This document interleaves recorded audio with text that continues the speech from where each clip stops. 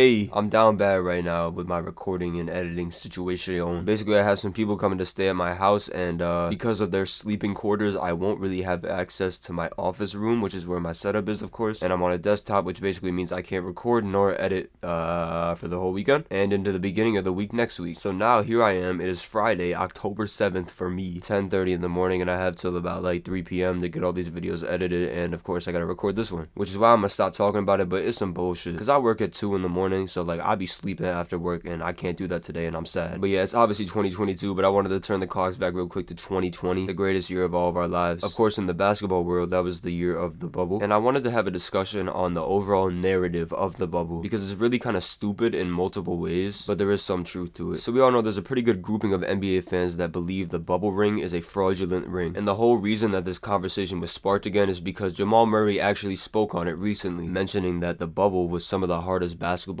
that anybody has ever had to play. And honestly, if this wasn't apparent before, it really should be now. What NBA fans should all be able to come to an agreement on is that there was nothing easy about a playoff run of any length on this treacherous Orlando resort. But look, here's the bottom line. You're in a borderline practice gym with no fans, playing what basically feels like pickup, but it's not pickup.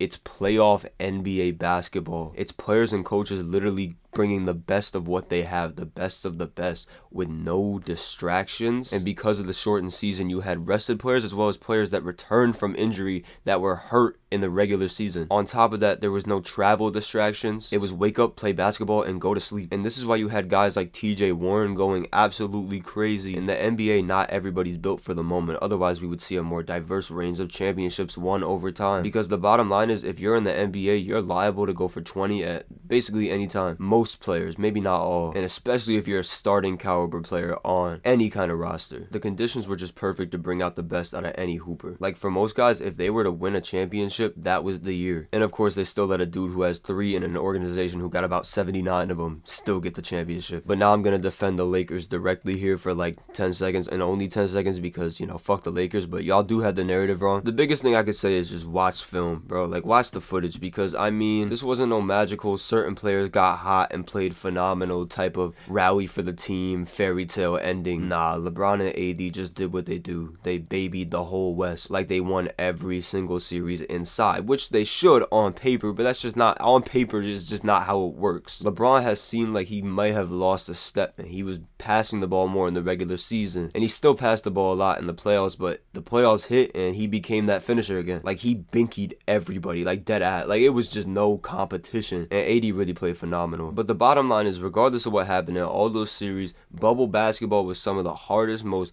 diverse basketball we've ever seen, and we'll never see anything like it again. However, I did mention that there is a part of the narrative that is correct. I believe it was Jimmy High Roller that made a video on the bubble not too long ago, and he displayed a metric that basically showed every championship team's strength of schedule in terms of their run, basically how good all the teams they've played combined were. And based on this number, the Lakers had the easiest championship run of all time, and there was not much in this era that really came close. And so you'll hear people say, well, they had an easy ass schedule, like they played nobody on this run. And apparently compared to other championship runs, that is actually correct. For those of you that don't remember, the Lakers were the 1 seed, so they played the Portland Trailblazers, the Houston Rockets, and then the Denver Nuggets, and of course the Miami Heat in the finals. But now I'm gonna flip back and explain why this is overridden. The Lakers showed absolutely no signs of not being the best team in the league. Like, point to me a scenario where another team wins that championship. You can't. You can argue that the Clippers would have gave them a run for their money, but if the Clippers were so damn good, they wouldn't have blown a 3-1 lead to the Nuggets. And that's my whole thing, is that if the Lakers weren't deserving of this ring,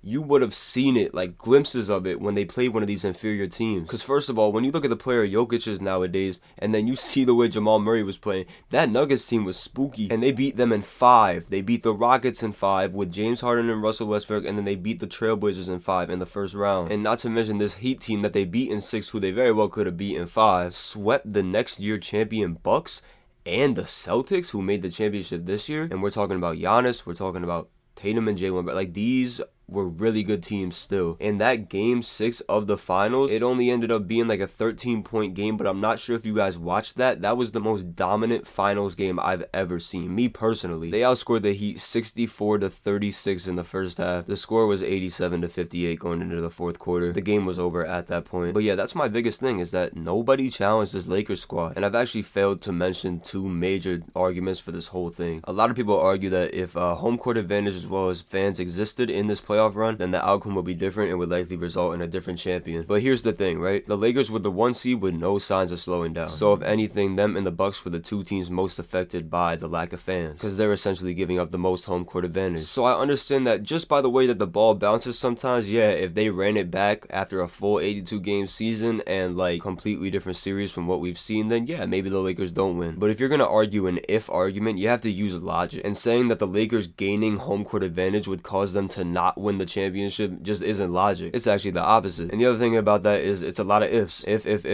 and that shit really just doesn't work in sports. There's so many hypotheticals you can throw out there. It goes for every argument. And I'm liable for doing it too. When you're defending somebody, you'll say if. Like, I get it, but at the end of the day, if you're making an if argument like that, a hypothetical, then like it's liable to be used against you. The other thing I was gonna mention is that it's kind of straightforward, but LA can't control the teams they play. So the fact that the West was weak isn't really on them. That's the whole point of winning the 1 seed, is that you get to play the 8 seed, you get to play the winner of the 4-5, and then you get to play whoever's below you after that. And while I never want to see another small ball Rockets team again, there was a flash at the end of the regular season that was spooky when Westbrook kind of figured it out, and then we were like, okay, now we're seeing two MVPs play on the court together. But of course, that's just an awful matchup when you're trying to stop LeBron and AD. But yeah, man, y'all let me know what you think about the bubble. You know, obviously there's so many things you can argue that can say it's a Mickey Mouse ring, but of course we can go down the line of basically every ring and give a reason why it's a Mickey Mouse ring. Obviously the obvious conclusion would be, hey, it's LeBron and it's the Lakers, so of course there's going to be fans that try and discredit what they do, mainly because so many people meet ride LeBron and insist that he's better than Jordan, and so many Lakers fans insist that every player ever will play for the Lakers and that they're going to win the championship every single season. But at the end of the day, the bubble was unforgettable. Well, like I said, we'll never see anything like it, and it was sick if you think about it. I'll tell you what, I definitely enjoyed it. I really didn't miss many games, and it was prime time basketball for me. But like I said, drop y'all takes below, and I'll be back.